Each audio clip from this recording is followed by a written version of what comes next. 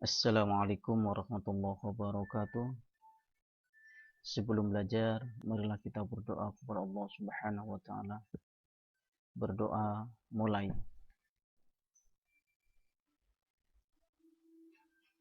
Selesai. Alhamdulillahirabbil alamin. Allahumma shalli ala sayyidina Muhammadin wa ala ali sayyidina Muhammad amma ba'd. Saudara sekalian, kita masuk kembali di pelajaran seni budaya. Ya, ini untuk tambahan yang kemarin ada yang terlewatkan. Ya. Ya. Masih di bab 1, apresiasi karya seni rupa dua dimensi. Ya, kita lihat peta materinya. Ya. Apresiasi karya seni rupa dua dimensi, ragam jenis karya seni dua dimensi, unsur objek dan simbol karya seni rupa dua dimensi, medium, alat, bahan, dan teknik berkarya seni. Yang terakhir adalah membuat karya seni rupa dua dimensi. Ya. Ini kemarin yang ada yang agak terlewat, ya, simbol dan nilai estetis karya seni rupa dua dimensi. Ini kita akan tambahkan, ya, sedikit. Yang pertama, simbol seni rupa dua dimensi. Dalam seni rupa, simbol dapat dijumpai pada karya dua dimensi atau tiga dimensi. Dalam pembelajaran seni rupa, kata simbol dijelaskan sebagai makna yang dikandung dalam karya seni rupa, baik wujud objeknya atau unsur-unsur rupanya. Simbol merupakan lambang yang mengandung makna atau arti. Satu simbol dalam bahasa Inggris, ya, symbol, Latin symbolium, berasal dari bahasa Yunani, simbolon, atau simbolo, yang berarti menarik kesimpulan, bermakna atau memberi kesan. Secara konseptual, kata simbol ini memiliki beberapa pengertian sebagai berikut. Yang pertama, ini perhatikan, kata simbol memiliki beberapa pengertian sebagai berikut. Satu, sesuatu yang biasanya merupakan tanda yang kelihatan yang menggantikan gagasan atau objek tertentu. Yang kedua, kata tanda isyarat yang digunakan untuk mewakili sesuatu yang lain, arti, kualitas, abstraksi, gagasan objek. Yang ketiga, apa saja yang diberikan arti dengan persetujuan umum dan atau dengan kesepakatan atau kebiasaan, misalnya lampu lalu lintas. Yang keempat, tanda konvensional, yakni sesuatu yang dibangun oleh masyarakat atau individu dengan arti tertentu yang kurang lebih standar yang disepakati atau dipakai anggota masyarakat itu. Arti simbol dalam konteks ini sering dilawankan dengan tanda alamiah. Simbol dalam sebuah karya seni rupa dua dimensi dijumpai pada objek dan unsur-unsur rupanya. Penataan unsur-unsur rupa seperti warna, kolor, ya, garis, line, bidang, sub, bentuk, form, gelap terang, value, tekstur, dan ruang atau space dapat menyimbolkan sesuatu.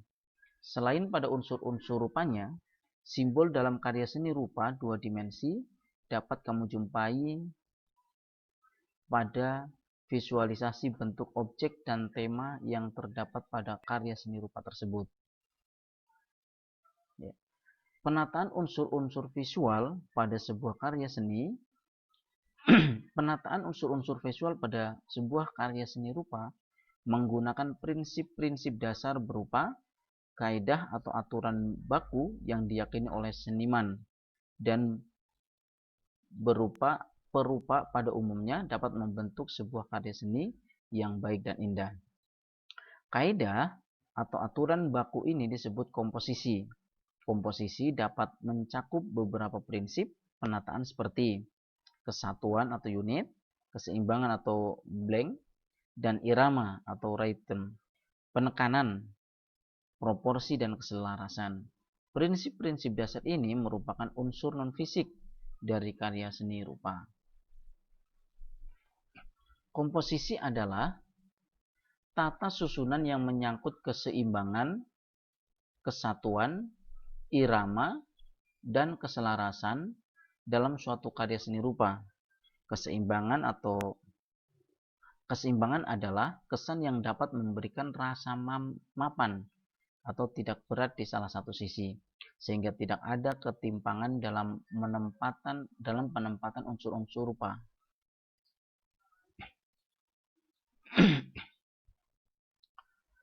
Saya ulangi, sehingga tidak ada ketimpangan dalam penempatan unsur-unsur rupa, seperti garis, bentuk, warna, dan lain-lain.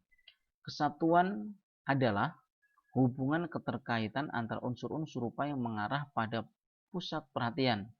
Unsur-unsur gambar yang baik akan menyatu padu, tidak terkesan terpencar atau berantakan.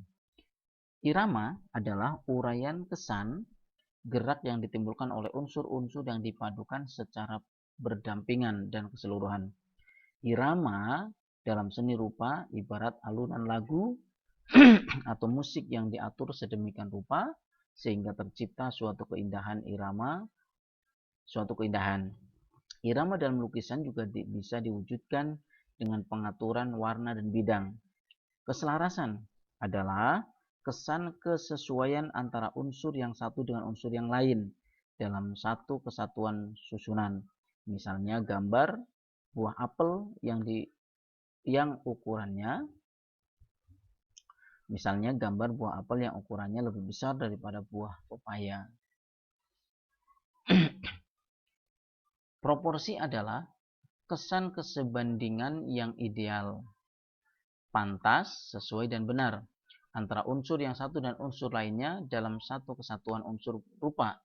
Penggambaran bentuk objek yang tidak proporsi akan terlihat janggal. Misalnya gambar tangan manusia yang ukurannya lebih panjang daripada ukuran kakinya. Ya.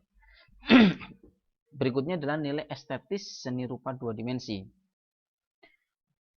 Estetis berasal dari kata estetika yang berarti salah satu cabang dari filsafat, dan estetika adalah ilmu yang mempelajari tentang keindahan dari suatu objek yang indah.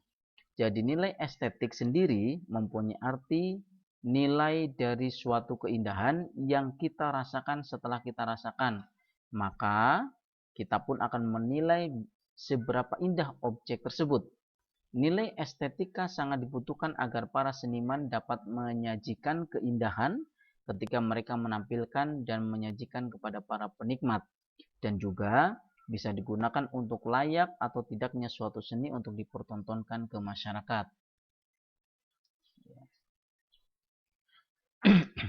Nilai estetis identik dengan keindahan dan keunikan sebuah karya seni rupa. Nilai estetis sebuah karya seni rupa terutama dipengaruhi oleh keharmonisan dan keselarasan penataan unsur-unsur rupanya. Nilai estetis dapat juga bersifat subjektif sesuai selera orang yang melihatnya. Pengalaman pribadi, lingkungan, dan budaya di mana seseorang tinggal dapat menyebabkan nilai estetis sebuah karya seni rupa berbeda antara satu orang dengan orang yang lainnya. Nilai estetis objektif memandang keindahan karya seni rupa berada pada wujud karya seni itu sendiri. Artinya, keindahan tampak kasat mata.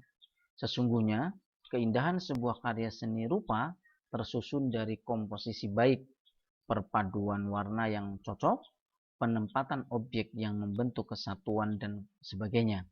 Keselarasan dalam menata unsur-unsur visual inilah yang mewujudkan sebuah karya seni rupa. Nilai estetis yang bersifat subjektif beranggapan keindahan tidak hanya pada unsur-unsur fisik yang diserap oleh mata secara visual, tetapi ditentukan oleh selera penikmatnya atau orang yang melihatnya. Sebagai contoh, saat melihat sebuah karya seni lukis, seseorang dapat menemukan nilai estetis dari penataan unsur rupa pada karya itu.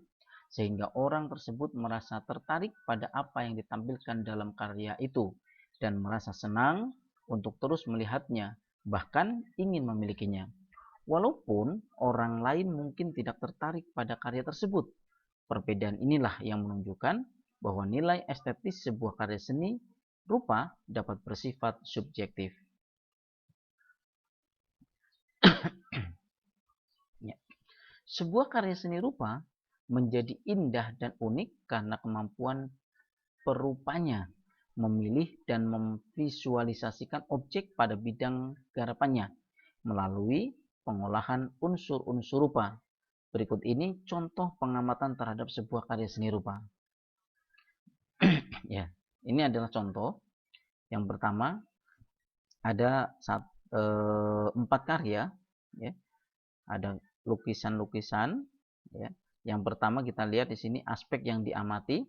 Yang pertama unsur-unsur rupa yang menonjol, objek yang tampak, bagian objek yang paling menarik, makna simbolik pada unsur objek atau tema.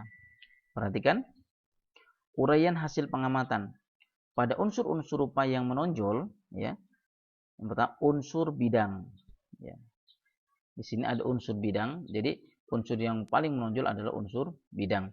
Objek yang tampak, keragaman bentuk, ya, ada bentuk segitiga, ada dan yang lainnya. Bagian objek yang paling menarik, proporsi gambar. Ini gambarnya menarik, ya. Dilihat, ya, proporsi gambar. Makna simbolik pada unsur objek atau tema menunjukkan perpaduan berbagai bentuk, ya. Terus yang kedua, yang ketiga, yang keempat kalian bisa baca sendiri, ya.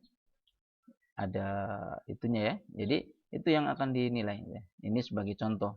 Ya, nanti ketika kita ujian maka ini akan ditampilkan, ya. Nanti akan ada tampilan gambar dan kalian harus meneliti atau aspek yang diamati seperti ini, unsur-unsur rupa yang menonjol, objek yang tampak, bagian objek yang paling menarik, makna simbol pada unsur objek atau tema, ya. Itu nanti jika ada ujian, ya, atau ulangan ini bisa dilihat contohnya seperti ini. Misalkan ada sebuah lukisan, maka kalian disuruh mencari aspek yang diamati. Oke, adik-adik sekalian, ya, terima kasih pertemuan kali ini, ya. Sebagai tambahan yang kemarin ini ada yang tertinggal, ya. Mudah-mudahan ini bisa bermanfaat untuk adik-adik sekalian, ya. Bisa untuk belajar di rumah dan selamat belajar kembali. Ingat selalu jaga kebersihan diri. Mudah-mudahan kita selalu dijaga oleh Allah Subhanahu wa taala dan diberikan selalu kesehatan, keafiatan, dan tidak diberikan sakit sehingga kita masih tetap terus belajar, ya. Belajar terus dan terus belajar. Itu saja dari sekalian pada kesempatan kali ini saya akhiri. Assalamualaikum warahmatullahi wabarakatuh.